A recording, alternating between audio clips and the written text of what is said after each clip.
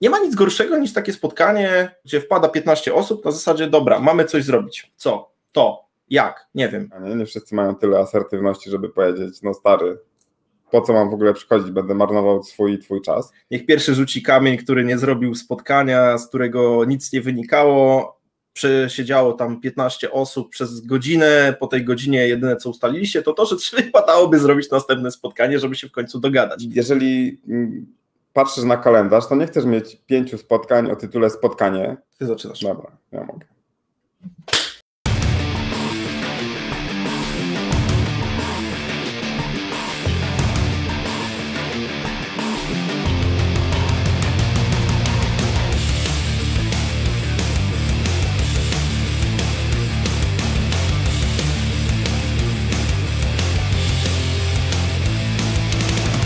Cześć, witamy w Nerd Management. Tutaj Krzysztof Rakowski i Paweł Rykowski. Słuchaj Paweł, przeglądam swój kalendarz i mam w tym kalendarzu na przykład takie spotkania, które mają nazwę spotkanie, tak, albo rozmowa, albo jakiś skrót, który jest zupełnie niemożliwy do rozszyfrowania. Może nawet wyciągnę screenshoty i wam tutaj wrzucimy. Nie mówiąc już o tym, że bardzo, bardzo mała część spotkań ma jakąś agendę, a dużo spotkań jest takich, gdzie na przykład jest zaproszone 20 osób albo 30 osób z całej firmy. No. I to jest rozmowa. Więc dlatego chciałem, żebyśmy dzisiaj porozmawiali o spotkaniach. Dlaczego? Dlatego, że my jako menedżerowie często inicjujemy te spotkania. Jeżeli menedżer zaprasza na jakieś spotkanie, zwłaszcza teraz w czasach pracy zdalnej, no to jest tak, że po prostu wysyłamy zaproszenia do kalendarza i już. I taka chęć organizowania spotkań jest o wiele większa. I chciałbym, żebyśmy porozmawiali sobie o tym właśnie. Chciałbym zwrócić wam uwagę na to, że trzeba dobrze przemyśleć, gdy organizujecie spotkania. Bo jeżeli wy wrzucicie jakieś spotkania, to przeważnie ludzie nie będą odmawiać przyjścia na to spotkanie. Nie wszyscy mają tyle asertywności, żeby powiedzieć, no stary, po co mam w ogóle przychodzić, będę marnował swój i twój czas. Więc warto dobrze przemyśleć, kiedy te spotkania planujemy. Zaczynając chociażby od tego, czyli właśnie tych spotkań na przykład na dużo osób, za każdym razem, kiedy zapraszamy jakąś dodatkową osobę, no to jest dodatkowy koszt dla firmy. Nie tylko wynikający z tego, że ta osoba ma jakąś tam stawkę godzinową, no i po prostu nie będzie tego robiła, ale chociażby dlatego, że nie będzie robiła czegoś innego.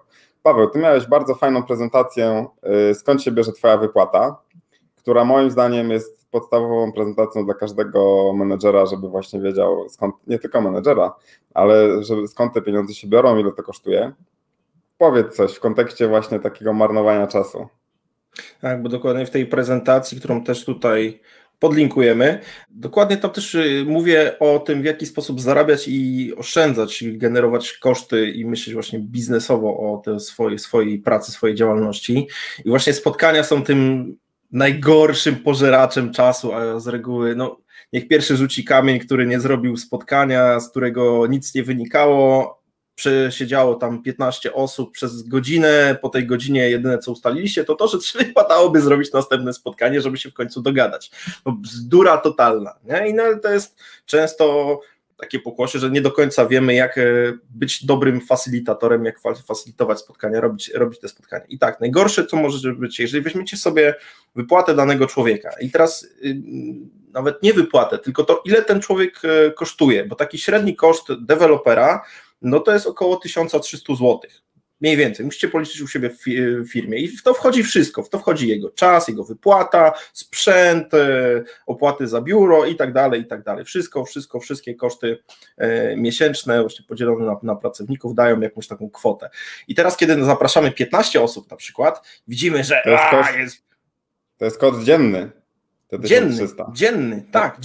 Dziennie. Więc kiedy urwiemy z tego sobie godzinę na przykład, gdzie dzień pracy ma 8 godzin, no to nagle się okazuje, że zapraszając 15 osób na bezproduktywne spotkanie, bez agendy, bez przygotowania, bez określenia w ogóle celu tego spotkania, o tym za chwilę, jak to zrobić dobrze, no to jest najgorsze możliwe marnotrawstwo pieniędzy, czasu i jeszcze co jest ważniejsze, bym powiedział, to energii, bo to co Krzysiek ty powiedziałeś, że jeżeli oni przyjdą na spotkania, ludzie przyjdą na te spotkania, no to nie będą robić coś innego. Znowu mamy context switching, czyli jeżeli oni się skupią na tym spotkaniu, jakkolwiek się na nim skupią, no to żeby się przełączyć w coś, co mieli zrobić, no to potrzebują następnej godziny czy jakiegoś czasu do tego, żeby ruszyć, więc ta strata jest tak naprawdę dużo większa, więc jest to totalna głupota i z tej perspektywy musisz sobie to wbić do głowy i się przygotować. No to teraz Krzychu dawaj, jak można się przygotować, żeby to wszystko miało ręce i nogi?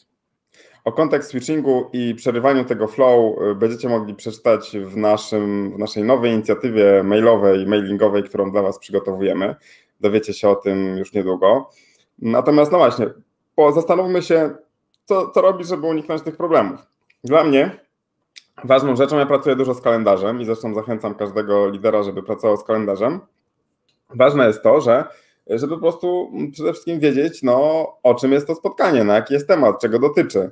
Jeżeli patrzysz na kalendarz, to nie chcesz mieć 5 spotkań o tytule spotkanie, bo nie wiesz, co to jest w ogóle, jak się przygotować, jak ci wyskoczy powiadomienie, że za 15 minut masz spotkanie albo coś takiego, no to więc pierwsza rzecz, do której zachęcam, to już żeby z myślą o tym, że będą powiadomienia o takim właśnie spotkaniu wyskakiwać ludziom na mailu, na aplikacji, na komórce, w innych miejscach, no to żeby już był jakiś tytuł, żeby był sens, żeby było wiadomo, o czym będzie to spotkanie.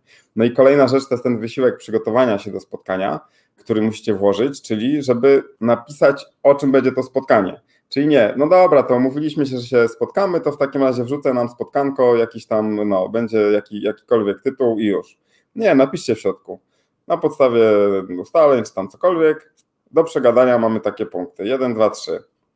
I potem kolejna ważna rzecz, nie tylko do przegadania, tylko jaki ma być rezultat tego spotkania, żeby ludzie już się zaczęli przygotowywać mentalnie, może sobie porobili notatki czy coś, no co ma z tego spotkania wyjść? Wy jako osoba organizująca to spotkanie musicie po prostu wiedzieć, o co chodzi, po co, jaki jest cel tego spotkania i trzeba właśnie wpisać, celem tego spotkania będzie.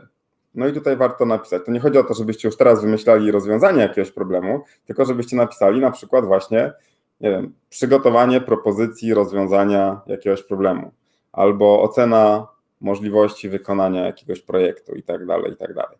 Są oczywiście spotkania, które nie muszą być aż tak precyzyjnie zdefiniowane. Jednym z przykładów są spotkania 1 na 1, które służą budowaniu relacji, które służą wsparciu, które służą temu, że jesteśmy umówieni. Pamiętajcie o tym, co mówiliśmy, że spotkań 1 na 1 menedżer nie powinien odwoływać.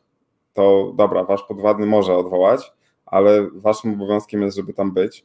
No i to są spotkania, że ktoś przychodzicie z jakimiś tematami do omówienia, więc okej, to jest co innego. Ale jednak takie spotkania projektowe, czy spotkania, do których oczekiwalibyście, żeby ktoś się przygotował, dobrze właśnie w treści tego zaproszenia wpisać, o co chodzi, o czym będziemy rozmawiać, jakie problemy poruszymy, żeby już te osoby się przygotowały i jaki będzie rezultat. To pozwala ocenić tym zaproszonym, czy się tam przydadzą na tym spotkaniu, czy nie, czy może kogoś innego zamiast siebie wyślą. No to jest bardzo wartościowe. To jest ważne, żeby też powiedzieć, że jeżeli to nie jest coś, nie wiem, krytycznego, ważnego, to żeby im podać znać, że obecność nie jest obowiązkowa. Ja bym dodał jeszcze 2 rzeczy do tej agendy, bo pamiętajcie, jesteśmy w IT, nie? Krzysiek, jak oceniasz, ilu mamy takich ludzi introwertycznych u siebie średnio? Ale to będzie... Stereotypowo większość, chociaż to cały czas się poprawia. Ale sporo jest takich osób, oczywiście.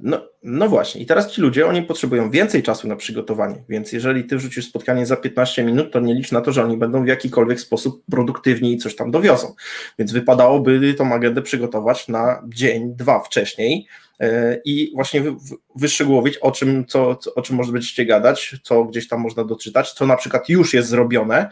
To też jest ważne, bo może się okazać w trakcie, że potrzebujecie kogoś innego zaprosić, który nie brał udziału we wcześniejszych dyskusjach i tak dalej, więc on musi wiedzieć, co tam jest i to musi mieć czas na przetrawienie tego, przemielenie i ludzie, którzy są tacy wycofani, introwertyczni, mają ten analityczny umysł, to oni naprawdę potrzebują czasu, więc jeżeli chcecie mieć produktywne spotkania, no to zadbajcie o nich. Drugą rzeczą jest zrobienie miejsca na pomysły, no bo nie ma nic gorszego niż takie spotkanie, gdzie wpada 15 osób na zasadzie, dobra, mamy coś zrobić. Co? To? Jak? Nie wiem. I jakieś pomysły i cisza.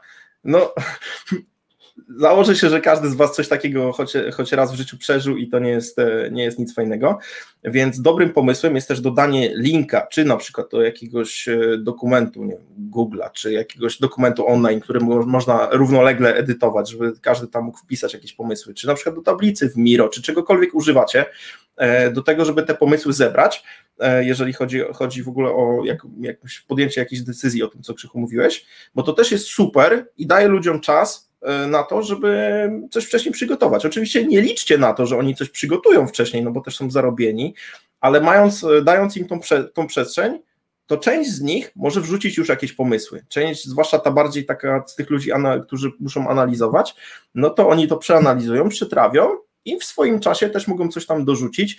To jest też świetna opcja dla ludzi, którzy są po prostu bardzo tacy wycofani i nieśmiali i się po prostu boją odezwać, że tam mogą to wrzucić wręcz anonimowo, bo po prostu wrzucają swoje pomysły, swoje uwagi, które mogą być bardzo wartościowe i takie spotkanie wtedy może mieć sens. Tak, zauważyłem, od kiedy używamy Miro, to nie jest reklama, po prostu to jest dobre narzędzie, fajne, to często jest tak, że ktoś wrzuca takiego właśnie Miro boarda, czyli to jest taka wirtualna tablica jakiś czas wcześniej i się okazuje, że na spotkaniu, gdy zaczynamy spotkanie, to już tam ludzie powrzucali dużo rzeczy i już właściwie nie jest tak, że trzeba jeszcze dać ludziom czas na spotkaniu, żeby coś tam wrzucili, tylko zaczynamy już z biegu. Mamy 15 minut powiedzmy spotkania z głowy, bo już jakieś pomysły się pojawiły, ludzie pomyśleli o nich wcześniej.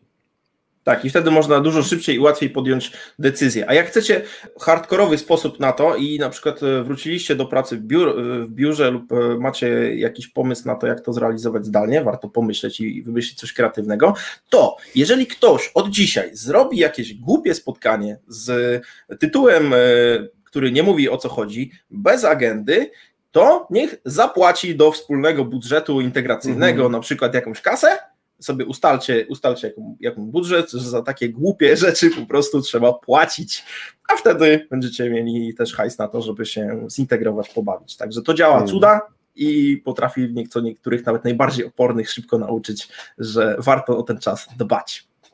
Dobrze, słuchajcie, podsumowując, przygotowujcie siebie do spotkań, ale też umożliwcie innym przygotowanie się do tych spotkań. Szanujcie ich czas, szanujcie ich moce takie do przygotowania się. Szanujcie to, że niektórzy mają dużo spotkań i naprawdę chcieliby wiedzieć, czego to spotkanie dotyczy, chociażby jak im wyskoczy powiadomienie na komórce.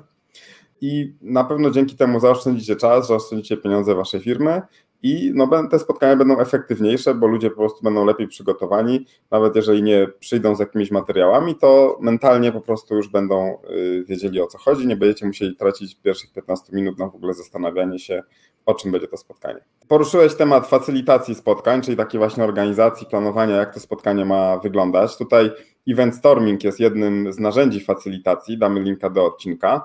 Damy wam też linka do polecanej przeze mnie książki do facylitacji spotkań. Ona jest dosyć ciężka, ale jest wartościowa.